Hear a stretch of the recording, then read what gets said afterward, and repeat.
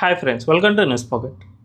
ఎప్పుడైనా కొడితే ఏనుగు కుంభస్థలాన్ని కొట్టాలి అని యుద్ధంలో నేర్పిస్తూ ఉంటారు. అంటే మన టార్గెట్ ఒక పెద్దది కావాలి, ఆ పెద్దదాన్ని కొడితే ఏకంగా అవతలి వ్యక్తి మన ఆధీనంలోకి వచ్చేసేయాలి, అప్పుడే యుద్ధంలో గెలిచినట్లుగా పరిగణిస్తారు.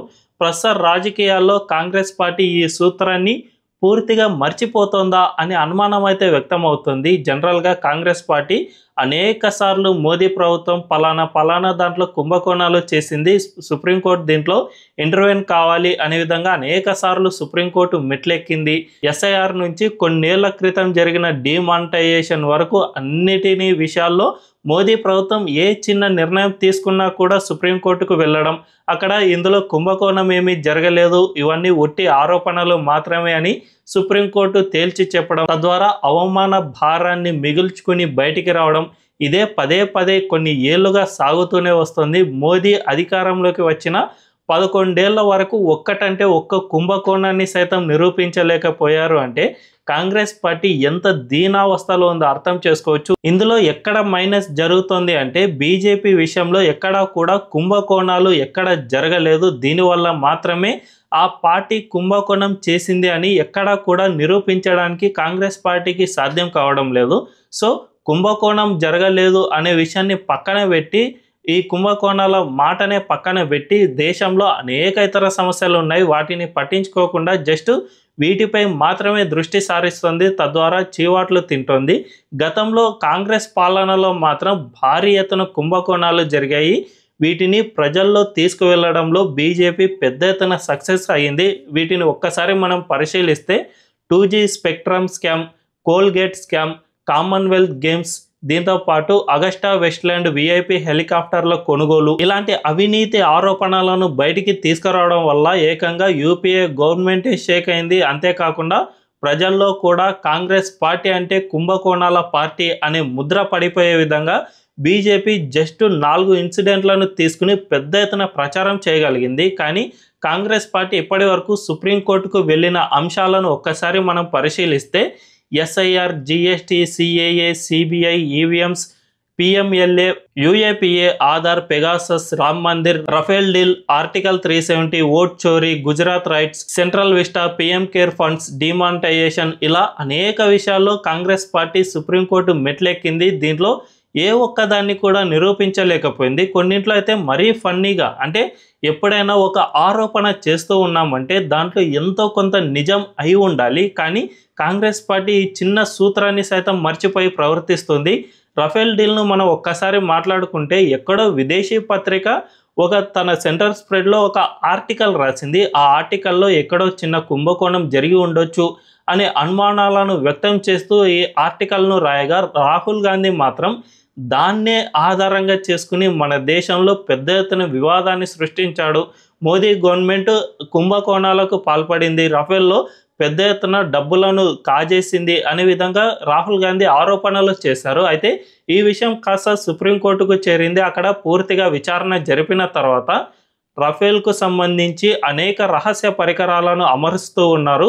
దేశ భద్రత కారణంగా దీన్ని బయటికి వెల్లడించలేం, ఇవి గనక వెల్లడిస్తే పాకిస్తాన్ లేదంటే చైనాలు అప్రమత్తమయ్యే అవకాశం ఉంది. కాబట్టి మోదీ ప్రభుత్వం పెట్టిన ప్రతి ఒక్క రూపాయి రఫేల్ డీల్లో పూర్తిగా అందులో ఇంక్లూడ్ చేశారే తప్ప ఎక్కడా కూడా అవినీతి జరగలేదు. మీరు సమర్పించిన ఆధారాలు సైతం ఎవరో ఊహాజనితంగా రాసిన ఆధారాలు మాత్రమే, దీనికి ఎటువంటి ప్రూఫ్లు లేవు అని సుప్రీంకోర్టు కొట్టిపాడేసింది. అంతేకాకుండా రామ్ మందిర్, ఆర్టికల్ 370 ఇలా పెద్ద పెద్ద ఇష్యూలలో సుప్రీంకోర్టుకు వెళ్ళినా కూడా కాంగ్రెస్ పార్టీ ఫెయిల్ అవుతున్న పరిస్థితి నెలకొంది. దీంతోపాటు మరొక విషయం ఏమిటంటే, అదానీ కుంభకోణం విషయంలో అదానీ ఏదో మన దేశాన్ని అమ్మేస్తున్నారు అనే విధంగా ఎక్కడో విదేశీ రీసెర్చ్ సెంటర్ అయిన హిండెన్బర్గ్ రాసిన ఒక కథనాన్ని ఆధారంగా చేసుకుని మన దేశంలో పెద్ద ఎత్తున వివాదం సృష్టించే ప్రయత్నం చేశారు. అయితే ఆ పత్రిక రాసిన ఆర్టికలే అండ్ ఆ పత్రిక లేవనెత్తిన ప్రశ్నలే పూర్తి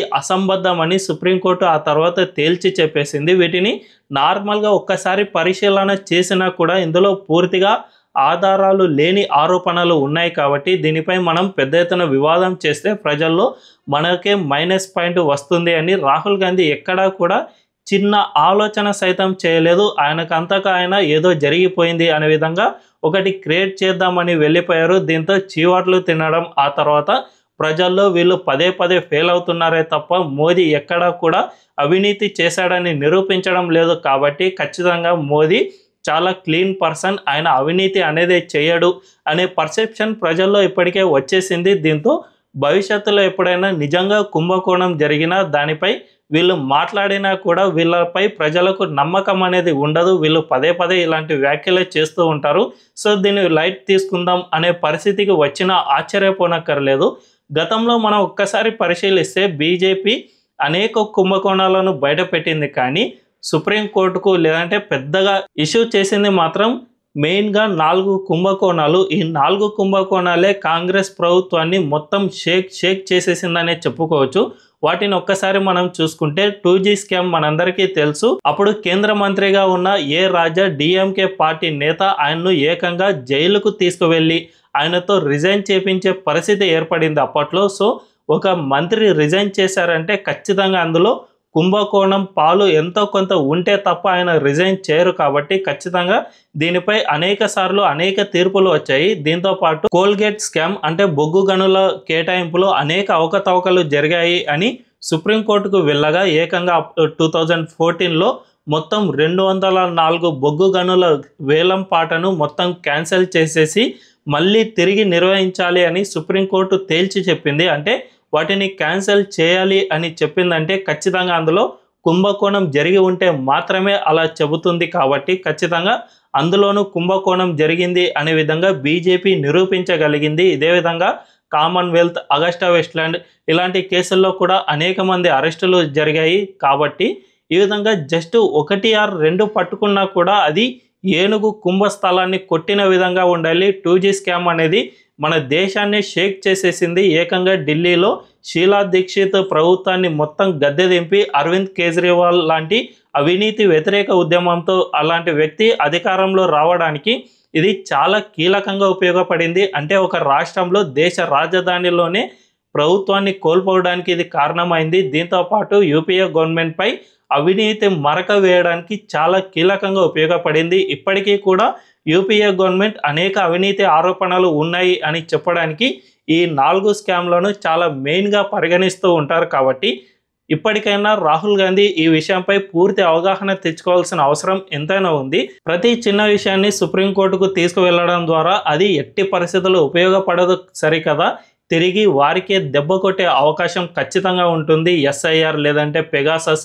ఈ పెగాసస్ అయితే ఎందుకు తీసుకువెళ్లారో అర్థం కాదు. అది సామాన్య ప్రజలకు ఎట్టి పరిస్థితుల్లోనూ ఉపయోగం లేదు. రాహుల్ గాంధీ ఫోన్ కనుక హ్యాక్ అయ్యింటే ఇంకో ఫోన్ కొనుక్కుంటే అయిపోయేది. అలాంటి చిన్న ఇష్యూకు కూడా ఆయన నా ఫోన్ హ్యాక్ అయిపోయింది అని చెప్పేశారు. అంతేకాకుండా సుప్రీంకోర్టు అడిగినా కూడా ఫోన్ను సబ్మిట్ చేయలేదంటే ఆయన ఫోన్లో ఏమీ లేదు, జస్ట్ ఉట్టి ఆరోపణ చేయడానికి మాత్రమే సుప్రీంకోర్టుకు వెళ్ళి చీవాట్లు తిన్నారు. సో ఇలాంటి అనేక సందర్భాలను చూసుకుంటే ఖచ్చితంగా కాంగ్రెస్ పార్టీ ఇప్పటికైనా మారాల్సిన అవసరం ఎంతైనా ఉంది. ఒకవేళ మోదీ గవర్నమెంట్ కుంభకోణాలు చేయడం లేదు అని కాంగ్రెస్ పార్టీ భావిస్తూ ఉంటే ప్రజలకు కావాల్సిన అనేక ఇతర సమస్యలు ఉన్నాయి మన దేశంలో ప్రస్తావించడానికి. వాటిని పట్టుకుని రాజకీయం చేసే అది కాంగ్రెస్ పార్టీతో పాటు ప్రజలకు కూడా చివరిగా మంచి చేస్తుందే తప్ప, లేకపోతే ఇదే విధంగా పదే పదే సుప్రీంకోర్టుకు వెళ్ళడం, చీవాట్లు తినడం, తిరిగి అవమాన భారాన్ని మిగుల్చుకోవడమే జరుగుతుంది అని స్పష్టంగా చెప్పుకోవచ్చు. మరి దీనిపై మీ అభిప్రాయం ఏంటో కామెంట్ల రూపంలో తెలియజేయండి. అండ్ ఈ వీడియో కనుక మీకు నచ్చినట్లయితే ఖచ్చితంగా మా ఛానల్ను సబ్స్క్రైబ్ చేసుకుని బెల్ ఐకాన్ను క్లిక్ చేయడం అస్సలు మర్చిపోవద్దు. Thank you.